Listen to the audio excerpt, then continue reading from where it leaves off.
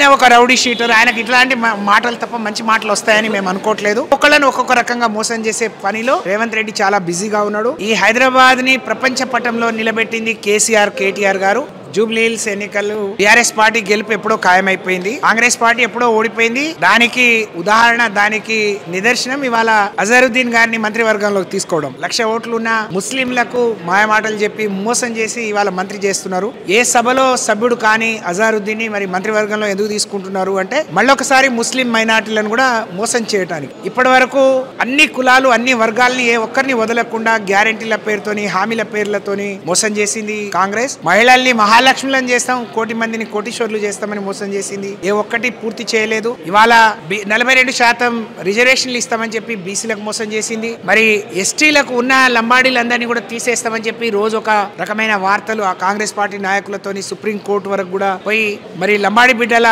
మరి గోసపడుతుంటే చూసి రేవంత్ రెడ్డి పైశాచిక ఆనందం పొందుతా ఉన్నాడు. ఇప్పుడేమో మైనార్టీలు 2 ఏళ్లుగా లేని ప్రేమ, 2 ఏళ్లుగా ఇవ్వని మంత్రివర్గంలో స్థానం ఇవాళ ఎందుకు గుర్తొచ్చింది అని అంటే ఓడిపోతున్నాం కాబట్టి కాళ్ళు చేతులు పట్టుకొని నాయన అయ్యా బాంచినని చెప్పి ఓట్లేపించడానికి చేసే ప్రయత్నం. దీన్ని బట్టే ఓడిపోయినని అర్థమైపోతుంది. ఇవాళ బీఆర్ఎస్ పార్టీ గెలుసుడు ఖాయం. మాగంటి సునీత మంచి మెజార్టీతోని మరి ఇదే జూబ్లీ హిల్స్ గడ్డ మీద గులాబీ జెండా ఎగరేబోతుందని చెప్పి ఈ నియోజకవర్గంలో సినీ కార్మికులు కూడా చాలా మంది ఉంటారు. మొన్న 3-4 రోజుల కిందట అభినందన సభ ఏర్పాటు చేయడం జరిగింది. రేవంత్ రెడ్డి గారు హాజరు కావడం జరిగింది. ఏం చెప్తారు ఆ సభలో? రేవంత్ రెడ్డి గారి అభినందన సభ చూస్తే నవ్వి పోదురు గాక నాకేంటి సిగ్గన్నట్టుంది. వాళ్ళ స్వయంగా ఆ శాఖ మంత్రి సినిమా ఆటోగ్రఫీ మినిస్టర్ కూడా నేను లేనప్పుడు ఈ హడావిడి ప్రోగ్రామ్ ఏంది, నాకు తెలియకుండా వాళ్ళ మీద ఎందుకు ప్రేమ అని అన్నాడు. అంత అమాయకుల. ఆయనే కార్పెట్లు వేసుకొని, ఆయనే పూలు చల్లించుకొని, ఆయనే శాలువలు కప్పించుకొని చేయించుకున్న సన్మానం తప్ప సినీ కార్మికులు చేయలేదు, సినిమా పెద్దలు అసలే చేయలేదు. అంటే ఒక్కొక్కళ్ళని ఒక్కొక్క రకంగా మోసం చేసే పనిలో రేవంత్ రెడ్డి చాలా బిజీగా ఉన్నాడు.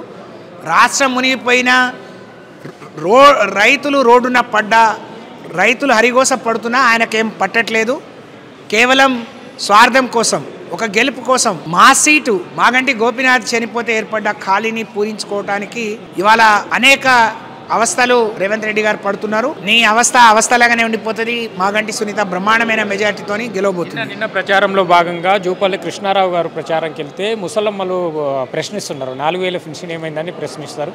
ఏం చెప్తారు? అదే ఇందాక అన్నట్టు ముసలి వాళ్ళ అవ్వలకేమో 2,000 సరిపోతాయా, 4,000 వద్దా అన్నాడు. నీ అత్త తీసుకుంటే సరిపోద్దా, నీ కోడలకు వద్దా అని కోడళ్ళను అంటే ప్రతి ఒక్కళ్ళని మభ్య పెట్టిండు.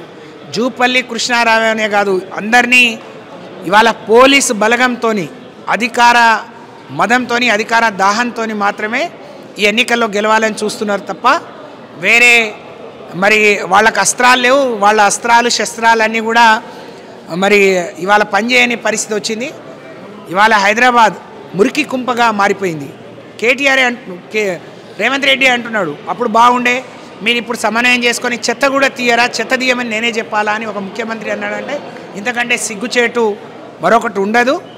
కాబట్టి ఈ హైదరాబాద్ని ప్రపంచ పటంలో నిలబెట్టింది కేటీఆర్ గారు. తిరిగి వాళ్ళు రావాలని కోరుకుంటున్నారు. బ్రహ్మాండంగా ఒక మహిళ కష్ట సుఖాల్లో ఆయన ఒక రౌడీ షీటర్, ఆయనకి ఇట్లాంటి మాటలు తప్ప మంచి మాటలు వస్తాయని మేము అనుకోవట్లేదు.